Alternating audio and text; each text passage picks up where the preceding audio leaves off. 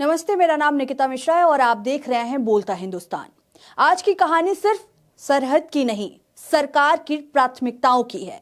देश के उत्तर में गतिविधियां तेज है, लेकिन राजधानी की प्रतिक्रिया धीमी क्यों दिखती है? संकेत साफ है, फिर भी आधिकारिक स्वर अस्पष्ट क्यों है? सवाल ये नहीं है कि क्या हो रहा है, सवाल ये है कि उस पर खुलकर बात क्यों नहीं हो रही है। क्या रणनीतिक फैसले और सार्वजनिक संवाद से बाहर हो चुके हैं? क्या देश को सिर्फ नतीजे बताए जाएंगे, प्रक्रिया नहीं? इसी बीच सामने आए कुछ दृश्य भरोसा नहीं, बेचैनी पैदा करते हैं। जिन हालात में सतर्कता जरूरी है, वहां सहजता किस संदेश की ओर इशारा करती है?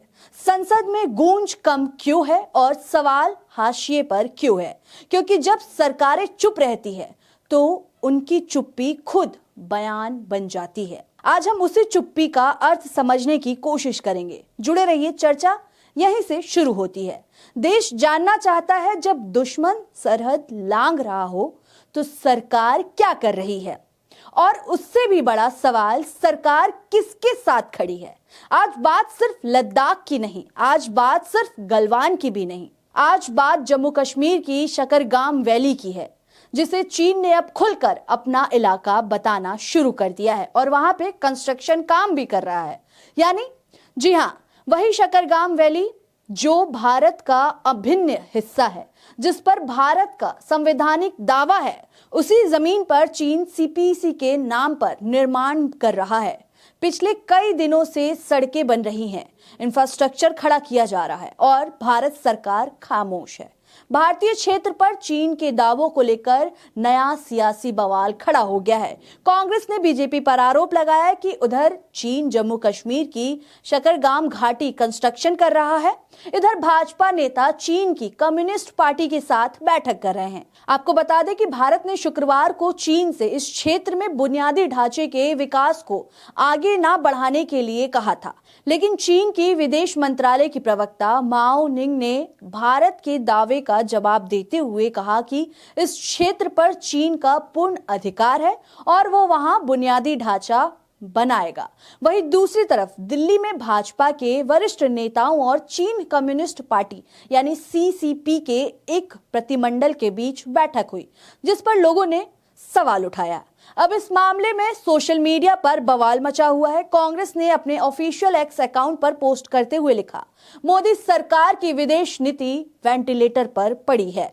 अब चीन ने जम्मू कश्मीर की शकरगाम घाटी को अपना बताया है। चीन के विदेश मंत्रालय की प्रवक्ता माओ निंग ने कहा, शकरगाम घाटी चीन का इलाका है, वहां बुनियादी ढांचा बनाना गलत नहीं है। मोदी जी, लाल आंख का क्या हुआ?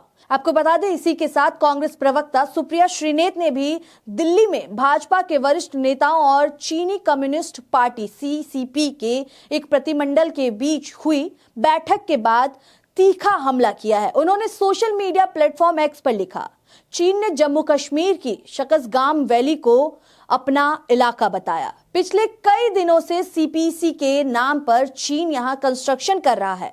लद्दाख के बाद अब चीन यहां तक कैसे घुस गया? चीन की इतनी हिमाकत कैसे कर रहा है? उधर बीजेपी नेताओं की चीन की कम्युनिस्ट पार्टी के साथ मीटिंग हो रही है।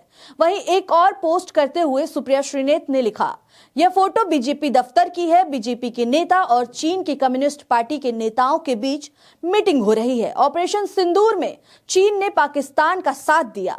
गलवान में हमारे जवानों की शहादत हुई।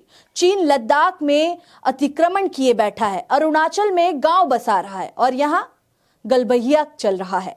वहीं यूथ कांग्रेस के अध्यक्ष उदय भानु चीब ने भी इस मामले पर मोदी सरकार से सवाल करते हुए सोशल मीडिया एक्स पर पोस्ट किया है।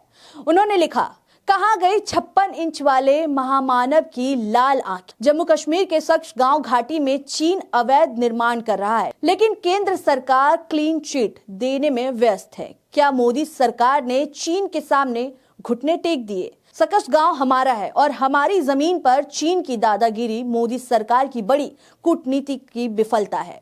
आपको बता दें कि इसी के साथ आरजेडी प्रवक्ता कंचन यादव ने भी इस मामले पर सरकार से सवाल किया है। कंचन यादव ने सोशल मीडिया एक्स पर पोस्ट करते हुए लिखा, जिस चीन ने ऑपरेशन सिंदूर में खुलकर पाकिस्तान का साथ दिया, जो चीन हमारी जमीन पर बार बार कब्जा करने का दावा कर रहा है, जिस चीन की वजह से हमारे जवान मारे जाते हैं, ये चीनी लोग बीजेपी के कार्यालय में क्या कर रहे हैं? असली गद्दार कौन है?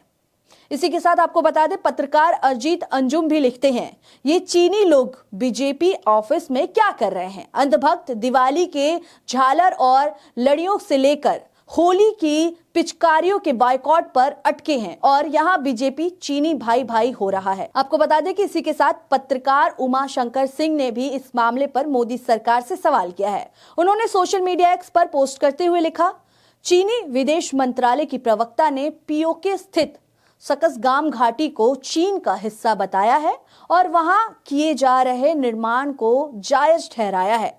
क्या बीजेपी ने चीनी कम्युनिस्ट पार्टी के साथ अपनी बैठक में इस मुद्दे पर घोर आपत्ति जताई? इस बैठक में क्या क्या बात हुई? बीजेपी को देश की जनता से ये जानकारी साझा करनी चाहिए। आपको बता दें कि अब इन सब के बाद सवाल उठता है। अब ऐसे में कुछ सवाल हैं जो पूछना जरूरी है। नंबर 1, लद्दाख के बाद अब चीन यहां तक कैसे घुस गया? क्या यह सिर्फ संयोग है या फिर नीति की विफलता? सवाल नंबर 2, चीन इतनी हिमाकत, इतने आत्मविश्वास से आखिर कर कैसे रहा है? याद है ना, किसी मंच पर खुद को विश्व गुरु बताने वाले ने कहा था, लाल आंखों में आंखें डालकर बात करेंगे। आज लाल आंखें शायद कैमरे की लाइट में खो गई है, क्योंकि जमीनी सच्चाई ये है कि चीन न सिर्फ लद्दाख में अतिक्रमण किए बैठा है, बल्कि अरुणाचल प्रदेश में गांव बसा रहा है और अब जम्मू कश्मीर की सकसगाम वैली पर दावा ठोक रहा है। लेकिन सरकार का जवाब क्या है? ना संसद में स्पष्ट बयान, ना देश को भरोसे में लेने की कोशिश, बस सब ठीक है। और सरकार शायद इन सारे मामले में अब तक चुप नजर आ रही है। फिलहाल इस खबर में इतना ही है। आपको क्या लगता है इस खबर पर? आपकी क्या राय है? आप अपनी राय हमें कमेंट करके जरूर बताएं।